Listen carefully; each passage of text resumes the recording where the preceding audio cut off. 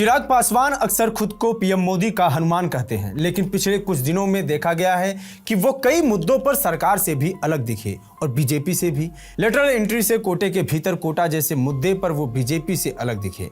अब पटना के SK memorial hall में पार्टी के SC/ST प्रकोष्ठ की ओर से आयोजित कार्यक्रम में चिराग पासवान ने कहा कि चाहे किसी भी संगठन में रहूं, किसी भी मंत्री पद पर रहूं, जिस दिन मुझे लगेगा कि संविधान और आरक्षण के साथ खिलवाड़ हो रहा है, उसी वक्त मंत्री पद को लात मार दूंगा।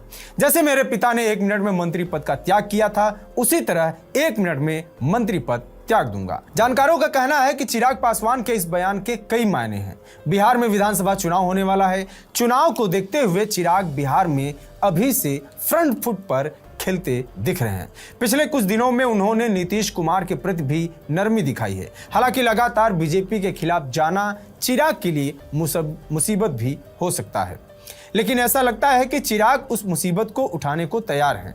चिराग पासवान भले ही केंद्रीय मंत्री हैं, लेकिन उनकी राजनीति का केंद्र बिहार ही है। बिहार फर्स्ट, बिहारी फर्स्ट का नारा देने वाले चिराग पासवान के लिए बिहार की राजनीति पहले है और केंद्र की राजनीति बाद में। बिहार की राजनीति में अगर चिराग पासवान मजबूत बनकर उभरते हैं तो केंद्र की राजनीति में उनकी धमक अपने आप तेज हो जाएगी।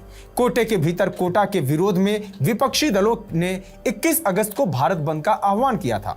केंद्रीय मंत्री चिराग पासवान की पार्टी ने भी इस बंद को समर्थन दिया था।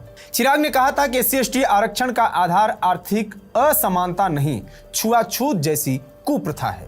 चिराग पासवान ने रांची में अपनी पार्टी के राष्ट्रीय अधिवेशन में जाति जनगणना की मांग का समर्थन करते हुए कहा था कि हम चाहते हैं कि जाति जनगणना हो। कई बार राज्य सरकार और केंद्र सरकार जाति को ध्यान में रखकर योजनाएं बनाती हैं। सरकार के पास उस जाति की जनसंख्या की जानकारी होनी चाहिए। इसके अलावा चिराग पासवान की पार्टी ने वक्फ बिल को लेकर मुस्लिमों के मन में दुविधा होने की बात कही थी।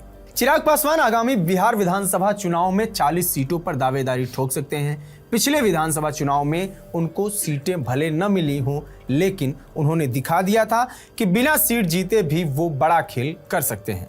दूसरी तरफ हाल ही में अमित शाह से पशुपत पारस मिले थे। ये भी चिराग पासवान के लिए असहज करने वाली बात थी, क्योंकि चुनाव में अगर बीजेपी ने पारस को अपना साथी बनाया तो चिराग पासवान की सीटें घटेंगी। राजनीति में कभी कभी ताकत इस बात पर भी निर्भर करती है कि आप कितनी सीट पर चुनाव लड़ रहे हैं। इसलिए चिराग सीट से कोई समझौता नहीं करना चाहेंगे। हालांकि उनका मंत्री पद को लात मारने वाली बयान पर बीजेपी ने भी ध्यान दिया होगा। फिलहाल चिराग पासवान को देखकर ऐसा ही लग रहा है कि वो फ्रंट पर ही खेलने वाले हैं। आगे क्या बयान आते हैं और बीजेपी का इस पर क्या बयान आता है, ये देखना होगा। देश दुनिया की तमाम खबरों के लिए बने रहिए TV9 डिजिटल के साथ। नमस्कार।